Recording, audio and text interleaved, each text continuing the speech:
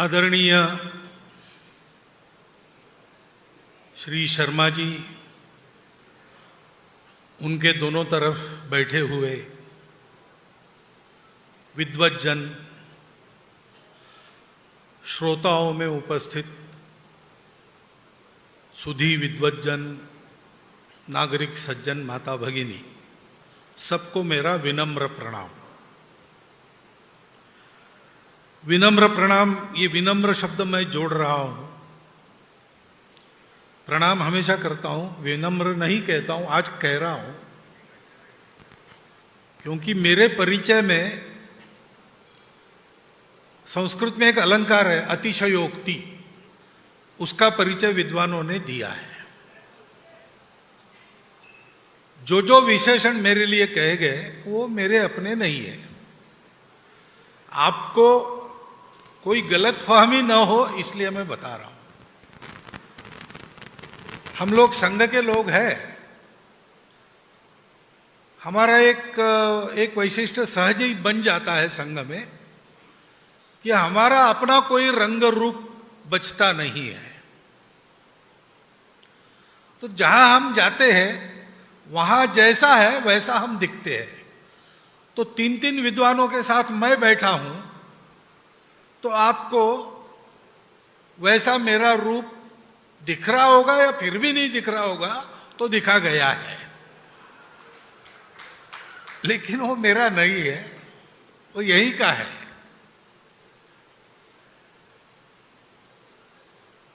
ये काव्य, महाकाव्य, इसके बारे में तीन विद्वानों की संस्तुति आपने सुनी है।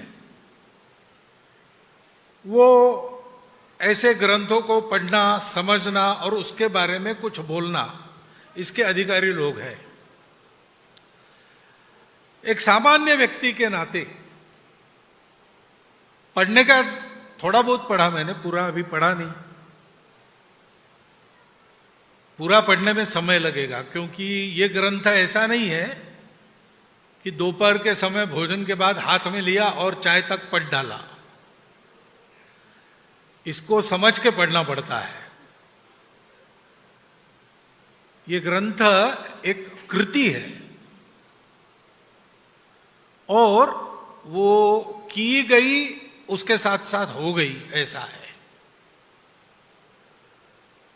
विचार पूर्वक ऐसी जो कृतियां होती है लोक कल्याण की इच्छा से प्रतिभावान विद्वानों द्वारा, उसको पढ़ना आसान काम नहीं। आपको पता है, जय नाम का इतिहास श्रीमद् व्यास जी ने लिखा है ना, उनको स्फुरण हुआ, गणेश जी ने लिखा, लेकिन गणेश जी जैसे जो दूसरों को बुद्धि देता है, ऐसे गणेश जी को भी श्री व्यास जी बताते थे तो थोड़ा विचार करके लिखना पड़ता था। ऐसे इस ग्रंथ का भी है, इसलिए मैंने उसको सरसरी देखा है, पहले देखा है। पहली बात मुझे ऐसा लगा कि इसके संस्कृत श्लोकों का अर्थ करने के लिए बहुत विद्वान की जरूरत नहीं, शब्दार्थ करने के लिए थोड़ा बहुत संस्कृत से जिनका परिचय है वो थोड़ा समय लगाकर इसका अर्थ समझ सकते हैं। दूसरी बात है कि संस्कृत में जो अलंकार है, उपमा, उत्प्रेक्षा, दृष्टांत आदि सब संधि समासों के प्रकार है, मात्रा वृत्तों के और अक्षरगण वृत्तों के प्रकार है, वो सब इसमें देखने को मिलते हैं।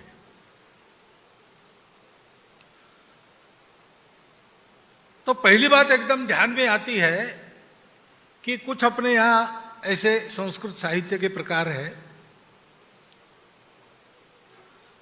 जैसे रामरक्षा स्तोत्र है या श्रीमद् भगवद गीता है। ये ग्रंथ तो अपनी उनकी योग्यता है, आध्यात्मिक महत्ता है, परंतु संस्कृत भाषा की दृष्टि से अगर आपको सीखना है तो इनका बहुत उपयोग है। राम रक्षा में ही एक है ना, रामो राजमणि सदा विजयते रामम रमेशम भजे रामेणाम भियता। राम शब्द की सारी विभक्ति इस श्लोक में आ जाती है। ऐसे इन ग्रंथों को पढ़ के हम संस्कृत का व्याकरण सीख सकते, बोलने का प्रकार सीख सकते। आधुनिक संस्कृत और उस संस्कृत में बहुत अंतर नहीं है, वैदिक संस्कृत में बहुत अंतर आता है। ऐसा इस ग्रंथ में भी संस्कृत भाषा की दृष्टि से इस ग्रंथ का पठन अगर हम समय देकर करें तो इस ग्रंथ के पठन मात्र से संस्कृत में हमारी गति अधिक हो सकती है। दूसरी बात है कि यह एक भक्ति ग्रंथ है। इस ग्रंथ के पठन पाठन से अंतःकरण में भारत भक्ति का उदय होता है, और भारत भक्ति का उदय भारतीयों के अंतःकरण में होना यह विश्वहित के दृष्टि से आज की नितांत आवश्यकता है। हमारी दृष्टि से नहीं, केवल वास्तविकता को देखेंगे तो अनेक महापुरुषों का ये अनुभूत सत्य है। हमारी भारत माता, यह जो हमारा अखंड भारत देश है, हिमालय की दोनों भुजा हिंदू कुश से काराकोरम तक की, सागर पर्यंत भूमि तक जितनी भूमि को अपने आलिंगन में लेती है, उतनी यह भारत भूमि, वो हमारी भारत माता, ये चैतन्यमयी है, केवल मृण्मयी नहीं है, वह चिन्मयी है। और इसका प्रत्यक्ष अनुभव बहुत लोगों ने किया है। करके बताया है, उन्होंने बताया है जिनका ऐसी बातें बताने का अधिकार था। लेकिन भारत माता के लिए प्रामाणिकता से, निस्वार्थ बुद्धि से, तन मन धन पूर्वक काम करने वाले सभी, सामान्य लेकर तो महत्व प्राप्त लोगों तक, कीर्ति की दृष्टि से नहीं, योग्यता की दृष्टि से महत्व प्राप्त लोगों तक सबको इसका अनुभव होता है। यह अनुभूति है। इसके कण कण में साक्षात जगत जननी का वास है। और विश्व को आवश्यकता है भारत के जगने की। जिन समस्याओं से विश्व जूझ रहा है, 2000 वर्षों से जूझ रहा है, 2000 वर्षों से उसने इन सारी समस्याओं को पाट कर संपूर्ण मानव जाति सुख शांति युक्त हो, निरामय हो, उसके सारे विघ्न आपत्ति संकट दूर हो, इसके तरह तरह के प्रयास कर लिए। सब प्रकार के विचारधाराओं के आधार पर ये प्रयास हुए, परंतु उसका कोई परिणाम नहीं निकला।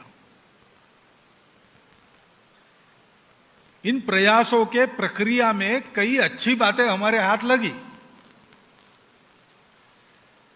लेकिन वो बातें रही समुद्र मंथन जैसी ही। तो उसमें कहते हैं 14 रत्न निकले, लेकिन उन रत्नों में मनुष्य के मति को आच्छन्न करने वाली, उसको बेहोश बना देने वाली मदिरा भी उसी में से निकली।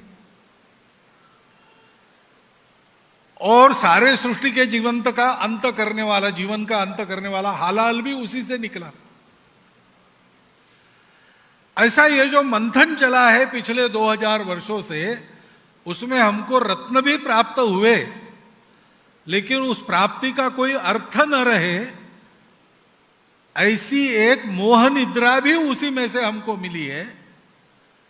और हमारे सृष्टि के जीवन की समाप्ति ही हो जाए, ऐसा हालाहल भी उससे निकल रहा है। इसको पीने की योग्यता, उसको अपने कंठ में धारण कर सारे विश्व को विनाश से बचाने की क्षमता रखने वाला शिव कहां है? वो भारत में है और कहीं नहीं है। क्योंकि भारत अपने लिए कभी कुछ नहीं चाहता है। उन 2000 वर्षों में हमारे पतन का काल रहा, उसमें से लगभग 1000 वर्ष हम परकीय आक्रामकों से जूझते रहे और अंदर से कई प्रकार की रूढ़ियों के शिकार हो गए, कट गए, बट गए, चरित्रवान थे उतने नहीं रहे। ऐसी हमारी आज की स्थिति है। लेकिन इस स्थिति में भी संपूर्ण विश्व के जनता का विश्वास किस पर है, ऐसा देखेंगे तो यह ध्यान में आता है कि वो भारत पर है। एक मंत्रिमंडल के मंत्री विदेश में गए, एक समिट था, इकोनॉमिक समिट, सारे देश इकट्ठा आते हैं, वहां कई प्रकार के व्यापारिक सौदे होते हैं, संधियां होती है और उसका लाभ लेने के लिए सभी देश वहां पहुंचते हैं। तो उसमें भारत का प्रतिनिधित्व करने के लिए ये भी गए थे। उन्होंने वापस आने के बाद मुझे वहां का अनुभव बताया। उन्होंने कहा काम की बातें जिस दिन होनी थी उसके एक दिन पहले रात को मध्य पूर्व के सारे देशों के शिष्टमंडलों के प्रमुख मुझे मिलने आए और उन्होंने हमको कहा कि देखिए, हमारा भारत पर विश्वास है, बाकी लोगों पर है नहीं। उनके साथ व्यापारिक संधि वगैरह हमको करनी पड़ती है, हम करेंगे भी, लेकिन हम जानते हैं कि ये वचन देंगे और कुछ चतुराई करके अपना वचन पूरा नहीं करेंगे। कुछ हमको देंगे तो उससे दोगुना तिगुना हमसे ले लेंगे। वो हमको ठगते हैं, ये हमको पता है, लेकिन हम कुछ नहीं कर सकते। भारत के बारे में हमारा अनुभव ऐसा है कि भारत ठगता नहीं, जो जितना बोलता है वो उतना पूरा करता है। इसलिए हम सब लोग चाहते हैं कि हमारे सारे संधि भारत के साथ हो जाए, लेकिन आपका टेंडर आप कम करो तो हम आपको दे देंगे, नहीं तो हम दे नहीं सकेंगे। ये वो बताने के लिए आए थे, क्योंकि उनका विश्वास भारत पर है। ये भारत की महत्ता क्यों है? उसके कारण उसकी शिवता है, उसके बारे में विश्वास है, उसकी अपनी आत्मीयता विश्व के प्रति है और उसके चलते आज भी दुनिया देख रही है कि इस संकट से अब तारणहार कौन है।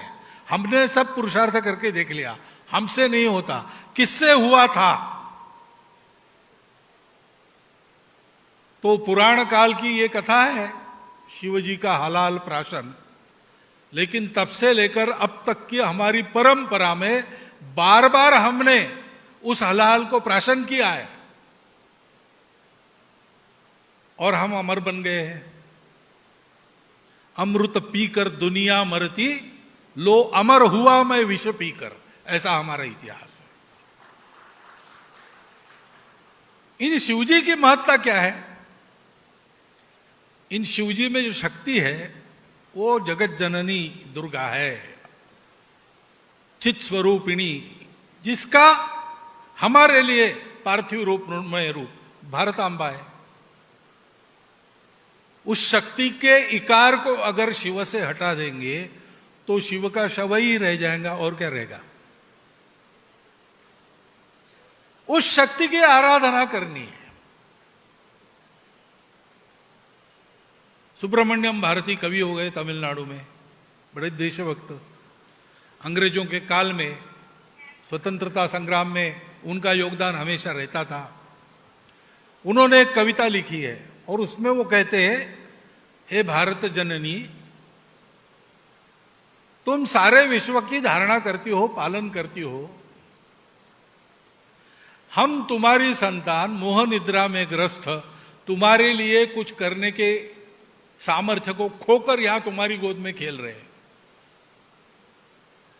और इसलिए हम तुम्हारा दर्शन करते तो हीन दीन परतंत्रता की जंजीरों में जकड़ी तुम हमको दिखती हो, हम जानते हैं कि तुम ऐसी नहीं हो, ये तुम्हारा नाटक है। कृपया हमारी इस दुर्बलता तो तुम दूर करो और इस नाटक में तुम हमारी मां हो, तुमको सब वैभवों से मंडित कर सके, हम इस नाटक को अच्छी तरह खेल सके, ऐसा सामर्थ्य हमको दो। यानी इस भारत माता के उद्धार का सामर्थ्य हमको देने वाली कौन है? वही है। ये तो कृपा पूर्वक वो हम लोगों के साथ ऐसे खेल रचती है और हमारी परीक्षा लेती है। हम अगर उसकी परीक्षा में पार होने लायक बन जाए तो विश्व गुरु सामर्थ्य संपन्न अखंड सर्व वैभव संपन्न भारत का निर्माण उस भारत जननी की कृपा से ही हमारे हाथ से होगा, ये पक्की बात है। और वो होने की आवश्यकता है विश्व के लिए, और इसलिए उस भारत भक्ति के जगने की आवश्यकता है। भारत भक्ति से कूट कूट भरा हुआ भारत के संपूर्ण गुण वैभव का वर्णन जिसमें है, ऐसा अर्वाचीन समय में मैंने पढ़ा हुआ ये पहला महाकाव्य है। योग्यता तो इसकी ये है कि भारत भक्ति के संस्कारों की दृष्टि से और संस्कृत भाषा के अध्ययन के दृष्टि से अपने देश के विद्यापीठों में इसको पाठ्य पुस्तक करके रखा जाना चाहिए।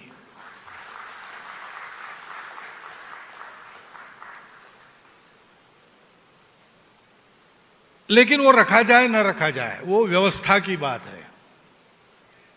भारत की संतान हम हैं तो हमको इस ग्रंथ को खरीद कर पढ़ना चाहिए।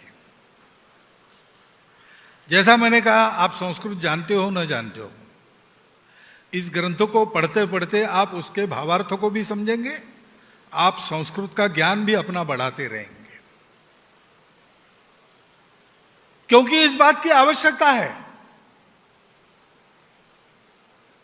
भारत को अखंड होना है, क्योंकि संपूर्ण विश्व को एक नीड़ बनाने का सपना लेके भारत चलता है। भुवनत्रय को स्वदेश मानकर संपूर्ण वसुधा हमारी कुटुंब है, ऐसी आत्मीयता मन में लेकर भारत को संपूर्ण दुनिया को फिर से सुख शांति की प्राप्ति करा देना है। तो ये उसके निमित्त बनने वाले हम ही होंगे, भारत पुत्र। ये कैसे होगा? ये कल्पना है, कभी कभी असंभव लगती है। अखंड भारत, बहुत लोग पूछते होगा क्या? होने को तो जल्दी हो सकता है। भारत का विभाजन होने के 6 महीने पहले अगर आप पूछते तो कोई कहता नहीं भारत का विभाजन। पंडित नेहरू को पूछा था कि पाकिस्तान नाम का नया निकला है, मामला क्या है? तो उन्होंने कहा यह मूर्खों का स्वप्न है। ऐसा कभी होता है क्या? लॉर्ड वेवेल ने ब्रिटिश पार्लियामेंट में कहा था, God has made India one, who are we to divide it. लेकिन हो तो गया। वो जो असंभव लगने वाली बात थी वो अगर हो गई तो अखंड भारत लगता होगा असंभव, लेकिन होगा नहीं। ऐसा कैसे कैसे?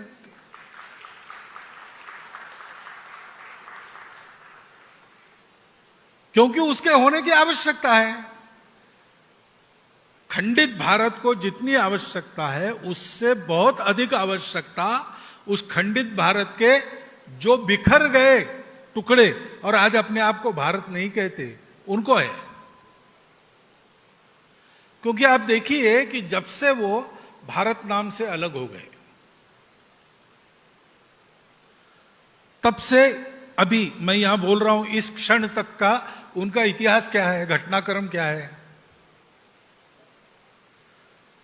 गांधार का अफगानिस्तान बन गया, जिस दिन बन गया होगा उस दिन से अब तक अफगानिस्तान में सुख शांति है क्या?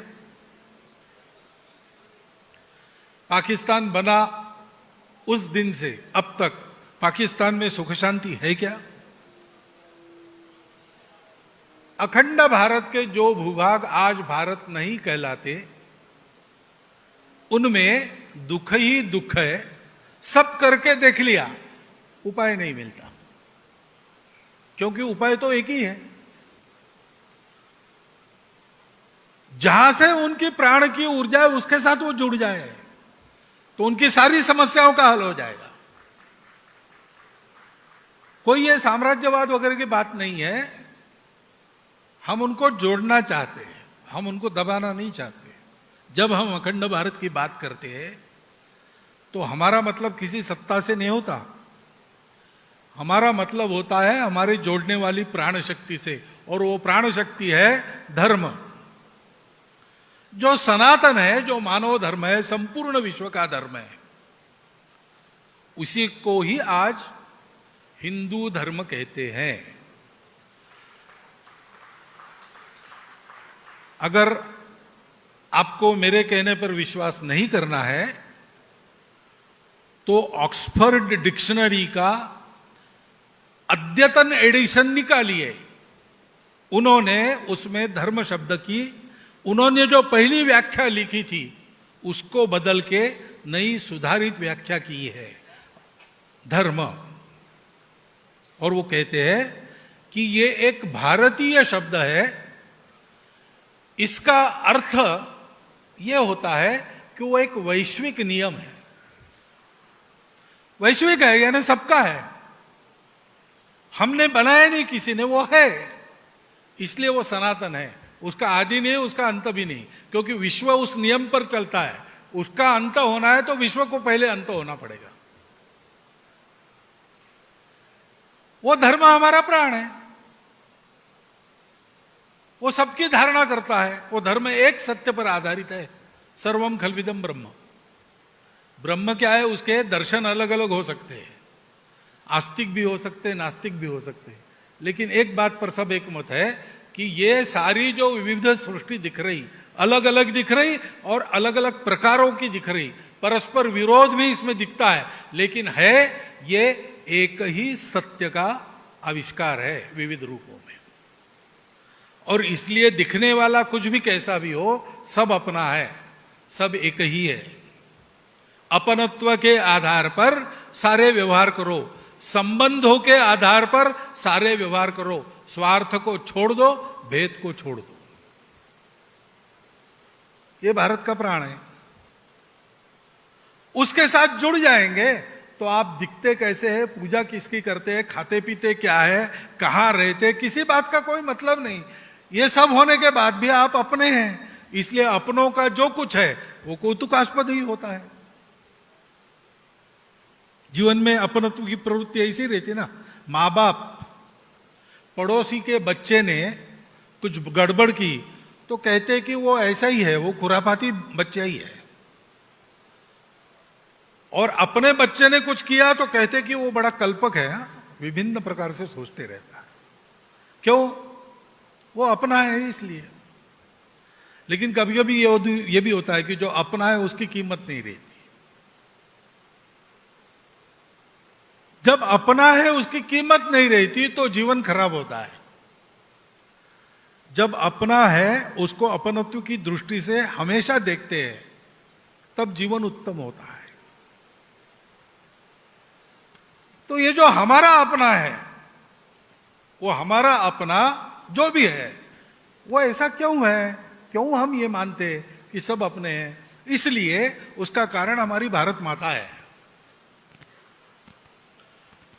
सुसंरक्षित प्राचीन समय में जब ये हमने इस सत्य का साक्षात्कार किया और उसके आधार पर इस धर्म को हमने पहचाना, सत्य, करुणा, तपस्या और शुचिता मूलक इस धर्म के और तत्वों को हमने धारण किया, उसके आधार पर जीवन की रचना की। वो समय ऐसा था, यातायात के साधन वगैरह नहीं थे, इसलिए हिमालय और सागर को लांघकर बाहर का कोई व्यक्ति आना संभव नहीं था।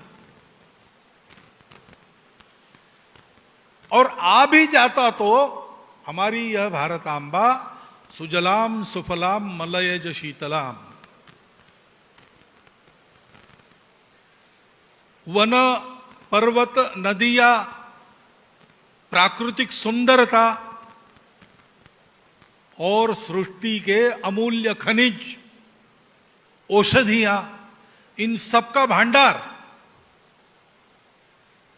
उसमें कोई अगर आ ही गया बाहर का तो हम कहते भाई आओ, हम इतने लोग खा रहे, तुम और एक, हमारा क्या बिगड़ता है, भरपूर है माता के पास। इस माता की रसोई से कोई भूखा नहीं जाता कभी। तुम भी बैठो। वो कहता था नहीं मेरी भाषा अलग है, मेरी देवी देवता अलग है, तो हम कहते हमारे पहले से 33 करोड़ है, तुम्हारे और 2-4 मिल जाएंगे, इसमें क्या बिगड़ेगा।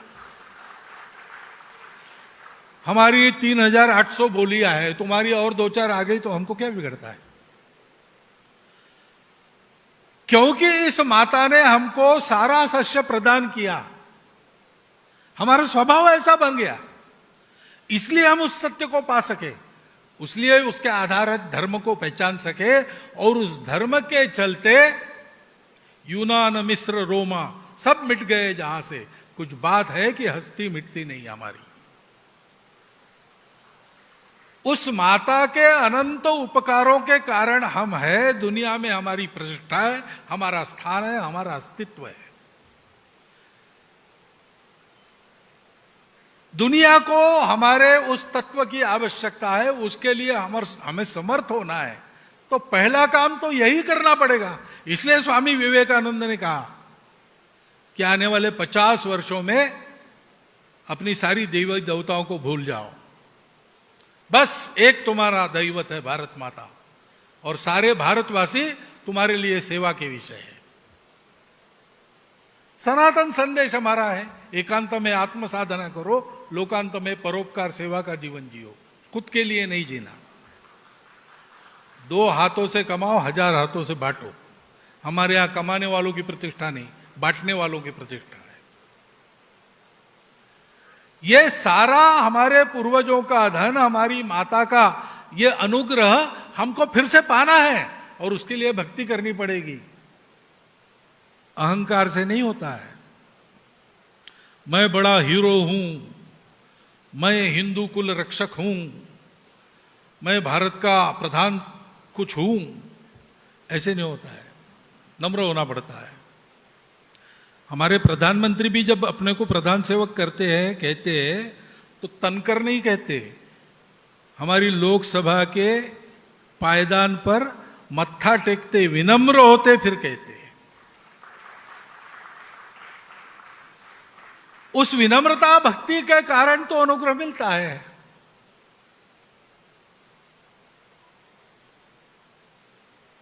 कृष्ण भगवान की तुला हुई, स्वर्ण तुला हुई, तो सारी अष्टम से 7 नायिका आ गई। सत्यभामा विशेष करके उसको बड़ा अहंकार था कि मेरे ही कारण सारा वैभव डाल दिया उन्होंने पलड़े में, लेकिन श्री कृष्ण का पलड़ा भारी। तो फिर रुक्मिणी आ गई। रुक्मिणी को कहा कृष्ण ने कि देखो ये हो ही नहीं रही तुला, तुम्हारे पास कुछ है क्या। तो रुक्मिणी ने एक तुलसी दल तोड़ा और वो डाल दिया, और श्री कृष्ण का पलड़ा ऊपर उठ गया। सबको प्रश्न हुआ कि इतना सारा है, हमने दिया उससे और एक तुलसी दल से। कृष्ण ने कहा ये तुलसी दल का नहीं, वो जो प्रामाणिक भक्ति है, प्रेम युक्त भक्ति है, उसका ये प्रताप है। वो भक्ति युक्त प्रेम जगने की आवश्यकता है, उसके जगने से शक्ति प्राप्त होती है। शक्ति भक्ति की होती है। ज्ञान और कर्म ये दोनों आवश्यक रहते हैं, लेकिन इन दोनों का आधार भक्ति नहीं है तो क्या होता है, ज्ञान अहंकार को जन्म देता है और कर्म विक्षिप्त कर्म बन जाते हैं। राम के पास था, रावण के पास भी था, ज्ञान दोनों के पास था। रावण का रचा स्तोत्र शिवजी पर आज भी हम गाते हैं संस्कृत में। शिव जी के भक्त थे, राम भी भक्त थे, रामेश्वर की शिवलिंग की स्थापना उन्होंने की। तो क्या हुआ कि राम को हम राक्षस कहते, रावण को राक्षस कहते और राम को भगवान कहते? बस वही बात है, भक्ति, सृष्टि के सत्य से जुड़ना। केवल रूखा रूखा वेदांत नहीं, करुणा के साथ जुड़ना, तो वो भक्ति हो जाती है। वो भक्ति राम ने की। कर्म के बारे में भी ऐसे ही है, भक्ति पूर्वक कर्म करते तो आप, अभी गर्मी के दिन आ रहे हैं, ऐसे दोपहर आप ज्यादा बैठेंगे, आपको प्यास लगेगी, रास्ते पर होंगे, आप किसी रेस्टोरेंट में जाके पानी मांगेंगे तो वेटर आपको ऐसे तिरस्कार से देखेगा कि बस पानी पी के जा रहे हैं, कुछ खाएंगे पिएंगे नहीं, पैसा नहीं देंगे। और सामान्य होटल है तो चारों ग्लास में अपनी उंगली डुबा के आएंगे, ऐसे पटक देंगे, खाओ। घर में जाके पानी मांगो तो पानी, केवल पानी नहीं आता, थोड़ी सी मिठाई आती है, गुड़ आता है, खाली पेट पानी नहीं पीना चाहिए, और एक गिलास पानी आपको चाहिए, लोटा भर के आता है। ये फर्क क्यों है? भाषा तो एक ही है, शब्द एक ही है, पानी, पानी मांगा हमने, पानी इधर आता है लेकिन इस प्रकार आता है, उधर आता है उस प्रकार आता है, फर्क क्या है? यही प्रेम भक्ति का फर्क है। उस प्रेम भक्ति के साथ असुर वंश निकितनी माता का आवाहन करने से शक्ति प्रकट होती है। उस शक्ति के प्रकटीकरण की आवश्यकता है, इसलिए भक्ति की आवश्यकता है। और भक्ति की आवश्यकता है तो भक्ति बढ़ाने वाले ग्रंथों का वाचन होना चाहिए, पारायण होना चाहिए, मनन होना चाहिए, चिंतन होना चाहिए। उस दृष्टि से एक सर्वांग परिपूर्ण, ऐसा उत्तम, सुंदर, ऐसा ग्रंथ आज प्रकाशित हो रहा है। हम सब भारतवासियों के दृष्टि से एक बड़ी अच्छी घटना है, अलौकिक घटना है, और मुझे लगता है कि इसका पठन हम सब लोग करेंगे, मनन करेंगे, चिंतन करेंगे तो ये भविष्य का संकेत देने वाली घटना बनेगी। क्योंकि इससे कोटि कोटि हाथों वाली मां का अद्भुत आकार उठे, जग जननी का जयकार उठे, हिंदू भूमि का कण कण होकर शक्ति का अवतार उठे, जलथल से अंबर से फिर हिंदू की जय जयकार उठे, जग जननी का जयकार उठे। ऐसा परिदृश्य संपूर्ण विश्व में हम इन्हीं आंखों से, इन्हीं नेत्रों से देखेंगे, इसी जीवन में देखेंगे। और यही इस ग्रंथ की लक्षित फलश्रुति है। उस फलश्रुति की परिपूर्णता को हम सब लोग इस ग्रंथ के अवलोकन, मनन, चिंतन से प्राप्त करें, ऐसा एक अनुरोध आपके सामने रखता हूं। और ये फलश्रुति साकार होने का अवसर सबको प्राप्त हो, ऐसी शुभकामना ग्रंथकर्ताओं सहित सबको देता हुआ मैं अपने 4 शब्द समाप्त